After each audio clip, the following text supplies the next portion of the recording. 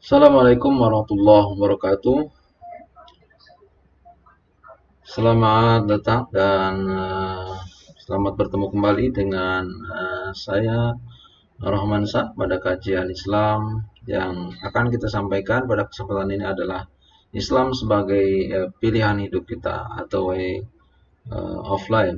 Jadi Islam sebagai pilihan hidup kita. Pada kesempatan ini kita akan bagi dalam beberapa term. Pertama adalah makna Islam itu sendiri, apa sebetulnya yang maksud dengan makna Islam, baik itu secara bahasa maupun secara istilah. Kemudian kita juga akan mengkaji tentang ruang lingkup agama Islam, kemudian karakteristik Islam seperti apa, kemudian juga terkait dengan Islam sebagai pilihan hidup kita, dan sebelumnya juga akan disampaikan tentang eh, Islam sebagai agama yang paling tinggi, ya, Islam sebagai agama yang paling tinggi dan seterusnya, yang itu masuk dalam kategori Islam terkait dengan Islam dan karakteristiknya seperti itu. Nah, pada kesempatan ini maka kita akan sampaikan pertama adalah mana Islam itu sendiri. Jadi kalau kita lihat makna Islam itu sendiri adalah ya oke, tadi kita pembahasan tentang makna Islam, kemudian ruang lingkup Islam, kemudian juga ada karakteristik Islam, kemudian Islam sebagai pilihan hidup, dan di sini juga menunjukkan dengan keunggulan Islam di atas agama yang lainnya. Nah, tadi disampaikan bahwa kita akan membahas tentang makna Islam. Jadi Islam itu berasal dari kata aslama yuslimu islaman. Oke.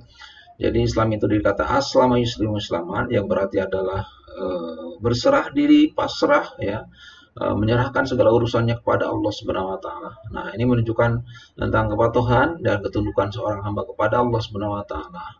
Nah, kalau kita artikan jadi Islam sebagai agama yang mengajarkan kepasrahan, ketundukan kepada Allah Subhanahu wa taala, maka tidak hanya kemudian dalam hal ucapan saja, akan tapi dalam aspek perbuatan, kemudian tingkah laku keseharian kita itu menunjukkan tentang kepatuhan, ketundukan kita kepada Allah Subhanahu wa taala.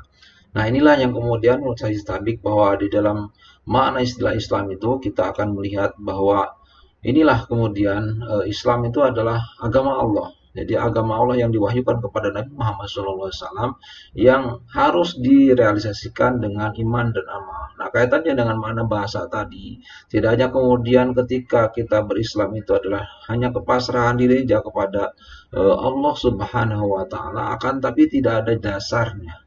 Dasar yang kemudian ketika kita melakukan ibadah sholat, misalkan sholat 5 waktu 1 hari semalam, termasuk sholat sunat dan lain-lain, itu tidak hanya kemudian hanya mengamalkan praktik sholat saja, akan tapi ada unsur keimanan di dalam diri kita, keyakinan kita kepada Allah Subhanahu Wa Taala.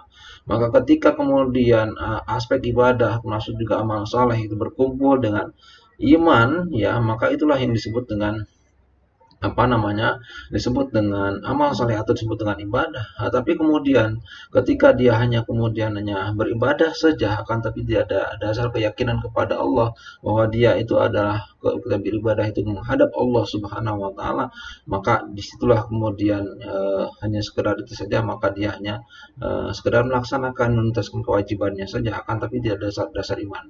Maka ketika orang itu kurang dasar imannya, maka akan otomatis dia ketika beribadahnya itu hanya mengharap perhatian dari orang lain, bukan mengharap ridho Allah, bukan mengharap pahala dari Allah Subhanahu wa taala. Maka di sini kemudian ada konsep kemudian ibadah dengan iman itu yang kemudian harus mantap. Nah, ketika kemudian ibadah itu dengan iman mantap, maka kemudian aplikasi yang kedua adalah amalnya. Nah, maka kemudian dari amal itu ini kaitannya dengan aplikasi-aplikasi ibadah yang hablum minan nas dengan hubungan dengan sama manusia itu kemudian harus kemudian jawantahkan gitu di dalam kehidupan kita sehari-hari. Tidak kemudian iman tapi kemudian dia tidak mau beribadah, tidak mau beramal saleh, maka itu juga tidak cukup. Maka dua hal ini yang kemudian harus kemudian diingatkan adalah kita berislam, tapi juga kita beriman. Akan tapi di situ juga ada aplikasi dari keimanannya itu adalah amal soleh kita, ihsan kita kepada Allah Subhanahu ihsan kita kepada Allah Subhanahu wa taala itu kita beribadah kepada Allah seakan-akan kita melihat Allah, dan ketika kita tidak melihatnya dan yakin pasti Allah melihat kita.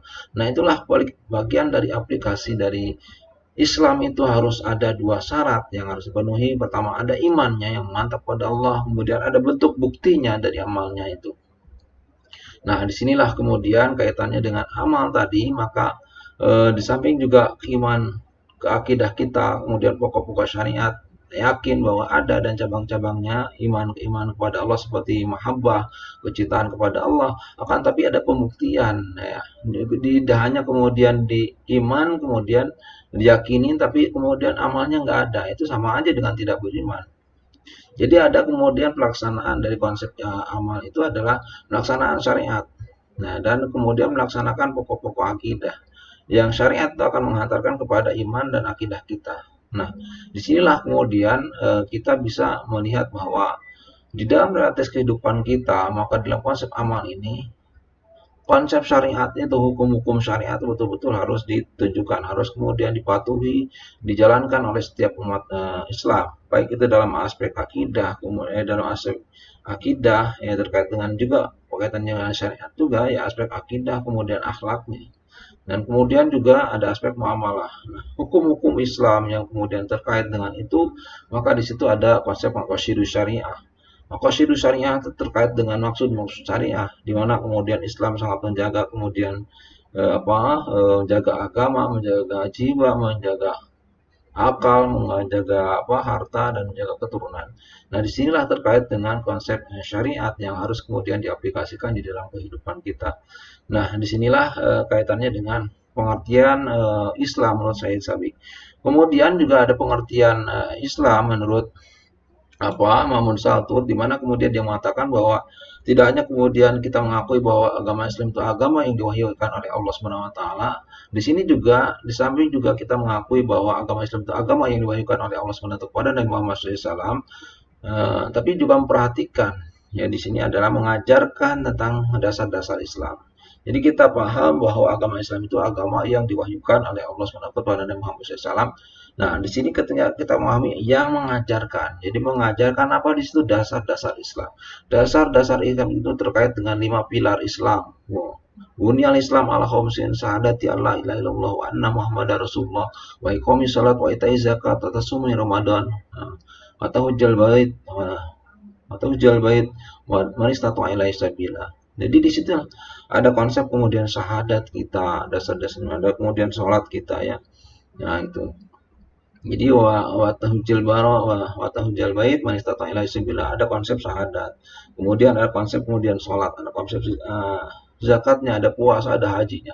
Maka 5 pilar ini yang kemudian akan menjadi tiangnya Islam. Ketika kemudian tidak dilaksanakan salah satunya, maka ya otomatis akan kepincang, kecuali masalah masalah haji ini kan bagi yang mampu. Kalau dia sudah mampu berhaji, maka dia harus melaksanakan ibadah haji ya, termasuk zakat. Kalau dia sudah mampu maka harus dilaksanakan. Kalau dia mampu semuanya maka harus dijalankan, kecuali kalau yang belum mampu ya, seperti saya akan belum melaksanakan haji ya. Kalau zakat biasa ya. Tapi kalau haji ini kan perlu di samping juga kemampuan fisiknya, kemampuan mentalnya, dan kemampuan juga keilmuannya begitu ya, dan juga kemampuan ya biayanya. Jadi mu'nahnya gitu ya. Tidak cukup kemudian kita hanya untuk diri kita berhaji, akan tapi keluarga kita kemudian kelaparan, itu sama aja. Jadi harus mampu dua-duanya yang ditinggalkan. Kemudian kita beri bekal, kemudian kita berhaji juga benar bekal untuk melaksanakan ibadah haji. Nah, disinilah kemudian terkait dengan dasar-dasar Islam itu, yakni rukun Islam, arkanul Islam. Nah, itu ya termasuk fondasi dasar-dasar Islam yang itu memperkuat terhadap keislaman kita ya, jika itu dilaksanakan dengan semaksimal mungkin. Nah, kemudian juga terkait dengan syariat Islam tadi sudah disebutkan, seperti yang sebutkan saya tadi adalah syariat Islam terkait dengan hukum-hukum Islam ya, terkait dengan juga selain itu tadi maqasidus syariah, ada hukum-hukum haram halal, kemudian juga ada makruh mubah ya, kemudian di situ juga ada wajib, ada sunnah. Nah, terkait dengan hal itu terkait dengan itu, kemudian juga terkait dengan hukum-hukum yang lain yang menyangkut tentang konsep muamalahnya, konsep akidahnya, konsep apa namanya, akhlaknya, kemudian ibadahnya, ya. Nah, itu termasuk dengan syariat-syariat ya, masuk di dalam konsep syariat, masuk juga akidah, masuk dalam kajian itu. Nah, disinilah kemudian kita harus memahami betul bahwa Islam tidak hanya sekedar berislam, akan tapi perlu kemudian paham tentang dasar-dasar Islam, tentang syariat Islam. Nah, itu apa namanya, menurut eh, Mahmud satu di dalam bukunya Aqidah Wasyariah. Nah, selain itu juga kita harus melihat bahwa di sini ada ruang lingkup Islam. Ruang lingkup agama Islam itu yang kemudian kita akan bisa melihat bahwa keberislaman seorang itu ketika dia sudah melakukan hal-hal yang terkait dengan ruang lingkup agama Islam pertama adalah akidah. Akidahnya dia harus mantap kepada Allah Subhanahu wa taala, dia yakin kepada Allah Subhanahu wa taala dengan lafaz kedua kalimat syahadat, syahadatain asyhadu an la ilaha illallah wa asyhadu anna muhammadar rasulullah. Kemudian juga terbukti dengan kemudian dia meyakini bahwa Allah itu ada esa, ya, terkait dengan rukun iman, ya, rukun iman kepada Allah Subhanahu wa taala, iman kepada Allah, iman kepada malaikatnya, iman kepada kitabnya, iman kepada rasulnya, iman kepada hari akhir, iman kepada qada dan qadar, kadar baik, kadar buruk, itu semuanya ya kita imani, ya, kita imani. Nah, itu terkait dengan akidah kita. Maka ketika kemudian kita berkaitan dengan akidah, maka harus mantap, tidak boleh bercampur dengan keraguan sedikit pun. Maka tinggalkan keraguan kepada sesuatu yang tidak meragukan. Disinilah kemudian kita yakin bahwa Allah itu ada dengan ada ciptaannya. Nah, jangan kemudian di dalam hadis tafakkaru fi khalqillah wala tafakkaru fi dzatilah. Jadi apa namanya? Pikirkan ya ciptaan Allah Subhanahu wa taala, jangan mikirkan zatnya Allah Subhanahu wa taala. Allah itu ada di mana-mana. Jadi di sinilah kemudian wal awalu wal akhir wal dhahir wal batin. Jadi Allah itu adalah yang awal, yang akhir, yang zahir, yang batin. Jadi yang nampak, yang nggak kelihatan, kelihatan. Jadi itu Allah mengawasi kita. Nah, itu diyakini betul. Kemudian dengan konsep kaitannya dengan konsep akidah, kemudian masuk ke konsep ibadahnya juga harus betul, baik ibadah mahdhah maupun ibadah bahdhah, ibadah khusus maupun ibadah umum. Terkait dengan ibadah khusus itu salat, zakat, haji, ya, puasa itu yang ada ketentuannya, dan ada ibadah yang bersifat umum yang terkait dengan konsep amal ekonomi, kemudian jual beli dan lain-lain, termasuk juga ibadah-ibadah yang umum itu yang tidak ada ketentuannya tadi adalah ibadah yang terkait dengan amal saleh kita. Misalnya kita membuang duduk di jalan, itu kaitannya dengan ibadah umum. Ya, itu tidak ada ketentuannya, tapi itu masuk pada ibadah umum. Ya, terkait dengan amal-amal soleh, terkait dengan interaksi dengan semanusia, ya, itu ya. Kapan saja kita bisa melakukannya. Kemudian ada akhlak, kaitannya dengan ibadah, maka aplikasi dari ibadah itu adalah akhlak. Akhlak kita kemudian kepada Allah, akhlak kita kepada semua manusia. Maka ketika ibadahnya bagus, maka otomatis akhlaknya itu kemudian akan bagus. Namun disinilah kemudian manusia harus bisa kemudian bisa kemudian perkuat keimanan ketakwaannya ketika sudah masuk dalam konsep akhlak. Makanya banyak orang yang kemudian terjelembab dalam sini ketika kemudian dia kiai, ustadz dan lain-lain, ketika masuk dalam ranah akhlak, kemudian ranah akhlak, ya, ini menjadi sesuatu hal yang kemudian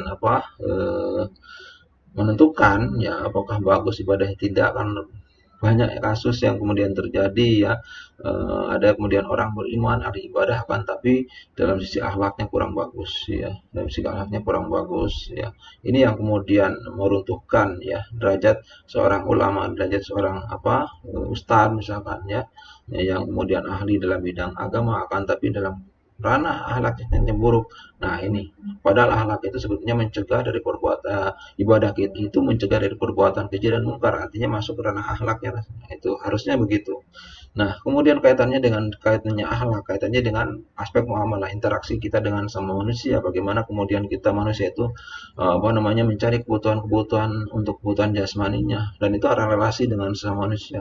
Yang membangun relasi dengan sama manusia itu yang kaitannya dengan konsep muamalah. Maka konsep muamalah itu bisa kemudian kita berhubungan dengan orang-orang non muslim untuk kemudian berkaitan dengan aspek ekonomi, jual beli, ya, dan lain-lain, ya, itu bisa dilakukan selama kemudian tidak bertentangan dengan dengan hukum, dengan syariat, ya, gitu, ya. Boleh dilakukan, kan, tapi dalam aspek ibadah kemudian akidah, jangan sampai kemudian kita menukar akidah kita kepada agama yang lain. Nah, di sini konsep muamalah itu memang dibolehkan seperti yang dilakukan oleh Nabi ketika melakukan jual beli ya, apa namanya, berdagang dengan mensyarah ke Syam gitu, berdagang, dan itu bertemu dengan orang-orang kafir Quraisy ya. Nah, ini terkait dengan relasi bagaimana kemudian manusia bisa memperkuat muamalahnya, tetapi dalam aspek muamalahnya itu tidak kemudian lepas dari unsur doktrin agama yang kemudian melekat dalam dirinya, sehingga kemudian memperhatikan juga aspek halal haram ya, kemudian apa namanya, selain halal haram makruh mubah ya, kemudian juga ada hal-hal yang kemudian itu yang harus diperhatikan ya dalam konsep muamalah itu. Kemudian selain itu juga yang menarik adalah selain juga hal itu ada juga hal yang kemudian berkaitan dengan apa namanya, karakteristik Islam. Maka ini karakteristik kita menunjukkan bahwa Islam itu adalah agama yang rahmatan lil alamin, agama yang kemudian jadikan sebagai pedoman hidup kita. Maka di sini kemudian Islam mengajarkan tentang aspek robbaniyah, artinya bagaimana kemudian manusia itu menjalin hubungan dengan kuat dengan Allah dengan belajar agamanya, belajar kitab Al-Qur'an, kemudian mengajarkannya kepada orang lain. Nah, kaitannya dengan sifat-sifat ketuhanan, sifat-sifat robbaniyah ini yang kemudian kita harus aplikasikan di dalam kehidupan kita. Bukan berarti sifat kita ini sama dengan Allah Subhanahu wa taala. Jelas beda.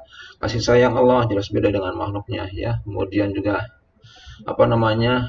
Kedermawanan Allah beda dengan makhluknya. Nah, disinilah kita kemudian apa namanya, laksanakan kedermawanan itu, melaksanakan kasih sayang itu di dalam ranah manusia dengan sifat-sifat apa namanya, ketuhanan kita kepada semua manusia sebagai bentuk pengejawatan kita dari iman kepada Allah Subhanahu wa taala. Di sinilah kemudian ayat Quran selalu kemudian mengajarkan berita kunu robbaniyin, yaitu jadilah kemudian kamu itu generasi robbani ya. Kemudian juga tu'alimun kitab, mengajarkan kitab ya ini ya. Nah, ini terkait dengan robbani ya, robbani ya. Maka ketika kemudian dalam aspek kemudian makhluknya pemeluknya seperti orang-orang yang beragama Islam, kita kalau dia paham terhadap aspek robbaniyah ini, maka dia akan menjadi ahli ibadah ya, senantiasa taat kepada Allah, taat kepada Rasulullah, dan menjalankan segala apa yang kemudian menjadi perintahnya dan menjauhi segala apa yang menjadi larangannya. Nah, kaitannya dengan robbaniyah ada kemudian diturunkan kepada aspek yang kedua. Artinya kalau tadi dengan hablum minallah kaitannya dengan Allah, yang kedua adalah insaniyah. Kaitannya dengan karakter Islam terkait dengan humanisme. Jadi apa namanya, kemanusiaan. Bagaimana kemudian Islam sangat menghargai ya terhadap hak manusia untuk hidup, hak kemudian manusia untuk mendapatkan sesuatu, hak manusia kemudian untuk hidup tenang, untuk hidup nyaman. Nah, itu terkait dengan aspek-aspek insaniyah ya. Maka kemudian Islam menjamin tadi terkait dengan maqasidus syariah tadi, menjamin kemudian manusia terkait dengan agamanya, terkait dengan hartanya, terkait dengan jiwanya, terkait dengan akalnya ya, terkait juga dengan keturunannya. Nah, itu betul-betul dijaga untuk menjaga tetap eksistensi keberadaan manusia di dunia. Bayangkan kalau kemudian tidak ada konsep insania dalam Islam ini, kemudian orang bebas kemudian melakukan pembunuhan, orang bebas kemudian melakukan pencurian, orang bebas kemudian menghilangkan nyawa orang lain, orang bebas kemudian merusak kehormatannya. Nah, sehingga kemudian manusia tidak tenang, tidak nyaman. Nah, dengan adanya karakteristik Islam ini, Islam sangat menjaga ya terhadap eksistensi keberadaan manusia di dunia. Nah, kita sangat beruntung sebagai orang yang beragama Islam. Ya, di sini kita merasakan bagaimana kemudian nikmatnya beragama Islam itu dengan nyaman, tenang, dan damai, gitu ya. Kemudian juga ada yang terakhir, yang ketiga adalah ada syumuliyah. Islam itu bersifat universal. Jadi Islam itu luas ya, luas maknanya mencakup segala aspek kehidupan solihun likulli zamanin wa makanin. Mencakup sesuai dengan perkembangan waktu dan tempat, di mana kemudian Islam merespon segala perkembangan yang terjadi pada masa sekarang di dalam Al-Quran, di dalam hadis. Ya, bagaimana kemudian ayat Al-Quran dan hadis merespon perkembangan itu, dan itu kemudian akan terus ya, sehingga kemudian disinilah kemudian Islam kemudian tidak ditarik pada zamannya, akan tapi zamannya harus menyesuaikan dengan Al-Quran dengan hadis. Nah, disinilah ada konsep semulia yang kemudian bersumber dari Al-Quran dan hadis Nabi ya. Dari aspek kemudian kita mulai, kemudian aspek dalam kehidupan kita sehari-hari, mulai kemudian kita bangun tidur sampai tidur kembali gitu ya, sampai kemudian kita mati. Nah itu baru kemudian apa namanya, Islam kemudian sudah selesai di situ. Tetapi juga kemudian ada konsep bagian dari situ, bagaimana kemudian setelah mati itu manusia kemudian dihidupkan kembali dan kemudian akan menghadap kepada Allah Subhanahu Wa Taala. Nah inilah sumulia Islam itu, sampai kemudian manusia mati, dan ketika kemudian manusia mati itu, keberagamaan kita tetap akan diminta pertanggungjawabannya oleh Allah Subhanahu wa taala. Nah, disinilah konsep sumuliahnya ya, yang luar biasa, dan itu mencakup segala aspek kehidupan kita di dunia. Kemudian ada konsep wasatiyah. Konsep wasatiyah itu adalah Islam tengahan, yang itu tidak memihak pada salah satu pihak. Artinya ada konsep tawazun, keseimbangan, ada konsep kemudian adil, keadilan di dalam kemudian Islam ini. Tidak memihak kepada salah satu pihak. Kalau menurut Islam, hukum Islam dengan yang A ya katakan A, yang B katakan B, yang haram ya haram, yang halal halal. Nah, ada konsep yang seperti itu yang kemudian tidak bisa kemudian kita kemudian menawar lagi, ya menawar lagi, utama atau kecuali dalam masalah ijtihadiyah, ya. Ini dalam masalah yang kemudian sudah haram dan itu sudah halal bayyinun fi kitabi, kehalalnya sudah jelas di dalam Al-Qur'an, kemudian al haram bayyinun fi kitabi, keharamannya sudah jelas di dalam Al-Qur'an, maka tidak bisa ditawar lagi, ya. Sini konsep ada wasatiyah, ya. Wasatiyah. Bagaimana kemudian Islam kemudian menjamin semua manusia di dunia ini dengan konsep wasatiyahnya ini, ya, sehingga kemudian Islam adil, walaupun mungkin ada sebagian orang Islam tidak adil. Dari mana kemudian dia kemudian beralasan itu? Islam sangat wasatiyah, moderat kemudian dalam menentukan satu hukum ini, ya, tidak berat sebelah. Yang kaya, yang miskin, ya semuanya, ya dalam konsep wasatiyah sama. Seperti misalkan orang berhaji, ya tidak mengenal miskin kaya, tetap kemudian dia misalkan berpakaian ihram. Nah ini apa luar biasa di dalam mana wasatiyah, dan luas kalau kita jelaskan ini. Nah, ini karakteristik Islam ya. Nah, beda dengan kemudian terkait dengan ini masalah hukum ya, misalkan terkait dengan hukum Islam dengan hukum manusia bisa dirubah, bahkan kemudian yang awalnya 20 tahun penjara menjadi 5 tahun, menjadi 3 tahun. Nah, itu terkait dengan hukum manusia yang itu bisa dirubah gitu ya, dirubah dengan apapun itu ya. Tapi dengan hukum Allah, ya hukum Al-Quran dan hadis itu tidak bisa ditawar lagi ya, itu sudah pasti ya, dan itu adil gitu ya, adil. Nah, itu yang kemudian terkait wasatiyah itu terkait dengan pencarian hidup kita. Bagaimana kemudian kita menyeimbangkan antara aspek ruhani dan jasmani, antara aspek kemudian apa namanya dunia dan akhirat ya. Bagaimana kemudian kita harus berusaha mencari dunia, tapi dunia itu kemudian untuk akhirat. Bagaimana kemudian juga mengerjakan akhirat tapi tidak melupakan masalah dunianya. Itu sangat penting sekali. Jangan sampai kemudian kita kemudian dunia terus tapi akhirnya lupa, atau kemudian akhirat terus ya, nah, tapi kemudian dunianya lupa. Dua-duanya kemudian harus kemudian dilakukan dalam rangka kemudian kita beribadah kepada Allah. Dua-duanya kemudian kita menjalankan ibadah kepada Allah. Ya kemudian orang sholat, kemudian dia tidak sakit, ya perlu kemudian ke rumah sakit, perlu dunia ya, itu perlu dunia ya. Bagaimana dia sholat itu khusyuk atau kemudian tumanina, kalau misalkan perutnya keroncongan, maka ini ada aspek duniawiyah ya, yang kemudian perlu dicari ya, seperti makan, minum dan lain-lain. Nah, disinilah ada konsep penyimbangan. Wabtagi bima atakallahu darul akhirah wala tansa nasibaka bidud dunya. Mencarilah ya karunia Allah ya, bima atakallahu darul akhirah. Dalam sesuatu yang kemudian sudah diberikan oleh Allah, kamu akhirat wala tansa nasibaka bidud dunya. Maka janganlah kamu melupakan bagian dari dunia untuk kemudian menjadi ibadah gitu ya. Wa ahsin kama ahsanallahu ilaika, dan Allah memberikan kebaikan, dan beri kebaikanlah kama ahsanallahu ilaika, sebagaimana Allah memberikan kepadamu. Wala tabgil fasad bil ard, janganlah kamu berbuat kerusakan di bumi, karena sungguhnya Allah tidak menyukai orang-orang berbuat kerusakan. Innallaha la yuhibbul mufsidin. Nah, terkait dengan surat Al-Qasas 77 ini ada konsep wasatiyah yang kemudian dibangun di dalam Islam. Nah, maka disebutlah Islam yang tengahan, ya tengahan. Jadi Islam itu bukan Islam yang kemudian radikal, kemudian teroris dan lain-lain.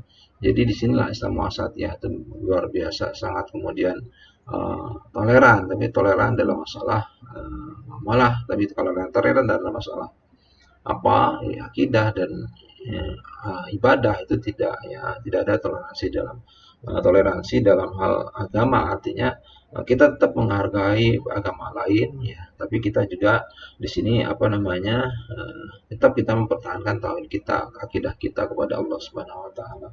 Nah, disitulah kemudian maka ada konsep lakum dinukum waliyadin itu. Nah, di sini lakum dinukum waliyadin berlaku bagi semua agama ya di sini. Jadi agamamu agamaku, ya agamamu agamamu, dan agamaku. Jadi disitulah Islam sangat wasatiyah di situ ya. Kemudian terkait dengan selain itu juga kita akan lihat bagaimana sebetulnya ini penjelasannya tadi ya. Kemudian setelah itu juga ada keunggulan Islam ya. Oke, selain itu juga ada keunggulan Islam. Nah, keunggulan agama Islam itu pertama adalah Islam sebagai agama yang tinggi dan tidak ada ya agama yang lebih tinggi. Jadi disinilah kemudian keunggulan Islam itu tidak ada agama yang tinggi dan tidak ada yang lebih tinggi. Al Islam ya'lu wa la yu'la alaih. Jadi Islam itu tinggi dan tidak ada yang menandingi ketinggiannya. Nah, ini memberikan kemudian gambaran bahwa Islam itu mencakup tadi semua aspek kehidupan ya. Kenapa tinggi? Dari konsep ruang lingkupnya, kemudian karakteristiknya, itu bisa dilihat bagaimana keunggulan Islam kalau dibandingkan dengan yang lainnya. Nah, selain juga Islam itu agama yang tinggi ya, disebutkan juga Islam itu adalah agama yang diterima dan diridhoi Allah Subhanahu wa taala. Ini menunjukkan bahwa inna dina indallahil Islam. Sungguhnya agama yang diridhoi oleh Allah Subhanahu wa taala di sisi Allah adalah Islam. Menunjukkan bahwa ini adalah keberuntungan bagi kita sebagai orang berislam. Orang berislam kemudian akan mendapatkan jaminan dari Allah Subhanahu wa taala ketika dia kembali ke akhirat dan dia membuat dosa di akhirat ya, selain dosa syirik. Kemudian dia akan dimasukkan dalam neraka, dibersihkan, kemudian masukkan dalam surga. Ini mendapat jaminan surga ya, walaupun dia banyak dosa. Berbeda dengan orang non-muslim, orang non-muslim atau orang kafir. Mereka kemudian tidak beriman kepada Allah Subhanahu wa taala, maka ketika kemudian kembali dalam akhirat Allah Subhanahu wa taala, maka hum biha khalidun. Jadi mereka kekal di dalam neraka. Artinya mereka kemudian menurut perspektif Islam ya tidak akan masuk dalam kategori orang-orang yang menjadi ahli surga begitu. Nah, ini adalah kaitannya dengan Islam yang diterima dari Allah Subhanahu wa taala, termasuk pemeluknya tadi kaitannya dengan pemeluknya juga begitu. Nah, ini menunjukkan ketegasan dan kemudian juga kepastian kepada kita untuk memastikan bahwa Islam itu adalah agama yang benar dan agama yang diridhoi oleh Allah Subhanahu wa taala. Nah, kemudian juga selain juga itu adalah kita akan melihat bahwa selain itu juga ketika kita kemudian melihat bahwa Islam itu adalah agama yang kemudian diridhoi Allah Subhanahu wa taala, maka ketika orang kemudian mencari agama selain Islam, maka kemudian menurut ayat ini surat Al-Imran ayat 83, "Wa man taghi ghairal Islam dinina fala yuqbal minhu wa huwa fil akhirati minal khasirin." Barang siapa mencari agama selain Islam, maka kemudian tidak akan diterima dan di akhirat termasuk orang yang rugi. Ini menunjukkan bahwa bagi jangan sampai kemudian kita keluar dari Islam. Kita kemudian perteguh keimanan kita kepada Allah Subhanahu wa taala. Jangan sampai kemudian hanya karena dunia, hanya kemudian sarimi ya, kemudian membuat diri kita menjadi tidak konsisten, tidak komitmen, tidak istiqomah dalam keberislaman kita. Nah, ini menunjukkan ancaman bagi kita bagaimana kita itu untuk tetap tinggal berada dalam keislaman kita. Nah, ini menunjukkan bahwa ketika kita keluar dari Islam atau ketika kita ragu terhadap Islam, itu cari agama yang benar, maka kemudian ini menunjukkan bahwa dia tidak akan diterima di akhirat, dan di akhirat tidak akan diterima aspek keberagamaannya. Kemudian di akhirat termasuk orang yang rugi. Ini menunjukkan bahwa bagaimana kemudian Islam sangat kemudian melindungi orang Islam untuk kemudian tidak keluar dari agamanya. Kalau misalkan ada orang yang kemudian keluar dari agamanya, maka kemudian diancam oleh Allah Subhanahu wa taala, "Wa may yartadid an dinikum fa yamut wa kafirun." Maka kemudian barang siapa yang kemudian murtad keluar dari agamanya, maka dia kemudian apa namanya? Mati, lalu kemudian dia mati, maka kemudian matinya dalam keadaan kafir. Kecuali kalau dia kemudian murtad, kemudian keluar lagi dan untuk bertobat, kemudian berajar Islam dengan benar, nah itu insya Allah ya, akan diterima. Tapi kalau dia keluar murtad, ya, dan kemudian selamanya dia menjadi kafir, maka dia apa namanya, kemudian matinya dalam keadaan kafir. Nah, ini menunjukkan bahwa uh, Islam menunjukkan ya, Islam adalah agama yang benar dan ridho Allah Subhanahu wa taala. Nah, kemudian kaitannya dengan tiga adalah Islam sebagai agama yang sempurna, ya. Kaitannya dengan keunggulan Islam, Islam sebagai agama yang sempurna dan tidak ada yang bisa menyempurnakan selain daripada Islam. Ini menunjukkan bahwa Islam agama yang sempurna itu menyempurnakan terhadap agama yang lain seperti agama Yahudi, agama Nasrani, maksudnya agama samawi, ya. Menyempurnakan. Nah, di sini kaitannya dengan dalil al-yauma akmaltu lakum dinakum wa atmamtu alaikum ni'mati wa raditu lakum Islam madinah. Nah, pada hari ini aku sempurnakan untuk agamamu dan aku apa? Aku sempurnakan untuk agamamu dan aku juga apa? Wa atmamtu alaikum dan aku sempurnakan bagimu nikmati kenikmatanku wa raditu dan aku ridhoi lakum bagi kalian al-Islam Islam dinakum dina ya menjadi agama bagimu, artinya bagi kita. Nah, ini menunjukkan bahwa bagaimana kemudian Allah Subhanahu wa taala memuliakan Islam, menyempurnakan Islam dan kemudian menjadi penyempurna terhadap kitab-kitab dan kemudian agama-agama yang lain. Nah, sehingga disinilah kemudian Islam menjadi apa?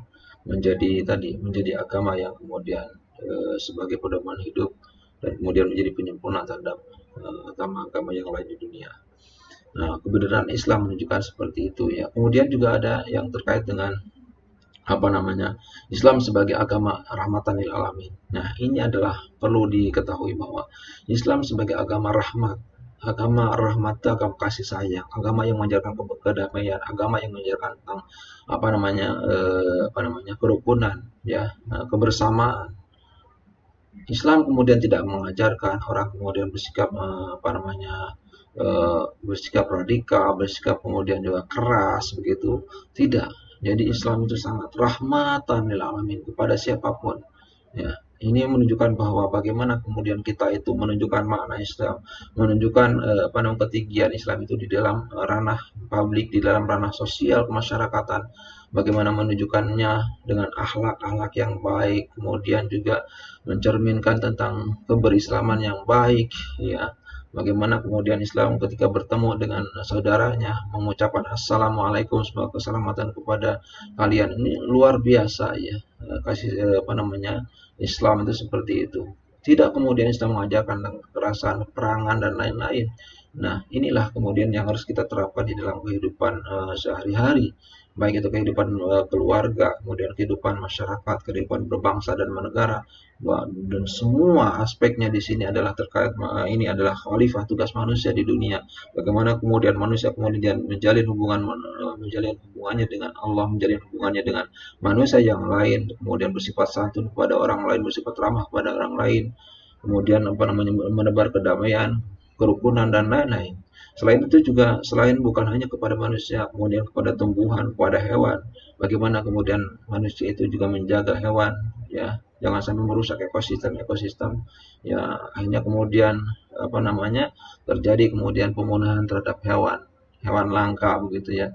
Nah, ini terkait dengan juga menjaga lingkungan, bagaimana kemudian manusia itu apa namanya tidak melakukan penebangan hutan secara liar dan lain-lain yang terkait dengan konsep Islam ya, supaya apa, supaya tidak terjadi banjir dan tanah longsor. Bagaimana ini menjadi tugas manusia sebagai khalifah di dunia dan menunjukkan bahwa Islam sebagai agama yang rahmatan lil alamin kepada setiap makhluk, baik itu manusia, hewan dan tumbuhan. Nah, inilah Islam sebagai apa namanya menunjukkan Islam sebagai agama yang rahmat, yang mengajarkan tentang kasih sayang kepada sama makhluk di dunia. Nah, kemudian yang terakhir bahwa Islam itu juga sebagai as the way of life, sebagai pilihan hidup tadi. Bagaimana kemudian Islam itu dijadikan sebagai guide, dan di sini ada alasan-alasan ya, ada alasan-alasan pemirsa yang beriman yang dirahmati Allah Subhanahu wa taala, teman-temanku sekalian dan para mahasiswa yang saya hormati, yang saya banggakan, yang saya cintai di sini adalah Islam. Kenapa Islam diberikan sebagai pilihan hidup? Mana Islam dijadikan sebagai pedoman oleh manusia karena kemudian di dalam mencakup beberapa aspek yang saya sebutkan tadi, ada aspek akidah, ibadah, akhlak, muamalah duniawiyah dan karakteristik Islam ada di situ, termasuk keunggulan-keunggulan Islam ya, yang kemudian itu mencakup semua aspek yang ada di dunia. Nah, yang kedua adalah Islam sebagai satu-satunya agama yang kemudian memberikan petunjuk pada kita ya, pada umat Islam untuk kemudian apa namanya petunjuk jalan yang benar untuk kemudian manusia bisa menggapai kehidupan yang keselamatan, baik itu kehidupan keselamatan di dunia maupun keselamatan di akhirat ya. Itu yang kemudian saya sampaikan, mudah-mudahan yang sedikit ini ya bisa memberikan gambaran bagaimana pembelajaran tentang Islam ini sangat kemudian penting bagi kita untuk memahamkan kepada diri kita ya, memperkuat diri kita dan kemudian memperkuat orang lain. Mudah-mudahan tawassul bil haq, tawassul bisawab ini menjadi manfaat bagi kita semuanya. Amin ya Allah ya rabbal alamin. Terima kasih, syukron ala husni istimamikum. Sampai berjumpa lagi, mudah-mudahan kita ketemu lagi di channel Rahmansyah UMY ya. Mudah-mudahan ini dalam kajian Islam ya, info yang lebih lanjut bisa dicari ya, info kajian Islam yang lain selengkapnya di channel YouTube Rahmansyah ya. UMY ya. Terima kasih atas perhatiannya. Saya tutup dengan bacaan doa kafaratul majlis. Subhanakallahumma wa bihamdika asyhadu an la ilaha illa anta astaghfiruka wa atubu ilaik. Assalamualaikum warahmatullahi wabarakatuh.